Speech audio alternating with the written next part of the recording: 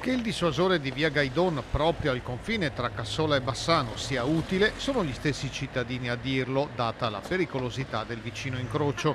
Per evitare il fastidio generato dai mezzi pesanti, ecco le risposte degli amministratori comunali. Se si vuole adottare una soluzione diversa, che può essere quella di una piattaforma rialzata, lì effettivamente bisogna parlarne direttamente con Bassano, perché ovviamente si tratterà di una spesa che non può essere fatta a metà e di un'opera che non può essere soprattutto fatta a metà, ma deve essere condivisa, ed è un'opera costosa anche perché evidentemente un dosso di quel tipo, o meglio una piattaforma di quel tipo, ha un costo di circa 10-12 mila euro. Prendo atto ovviamente di questa segnalazione. È chiaro che via Guidon è una via che a volte soffre di problemi di velocità, ci sono macchine che corrono tra le case a velocità che sono sicuramente discutibili, e ovviamente a volte i dossi artificiali sono quel classico deterrente che in qualche maniera aiuta la riduzione della velocità.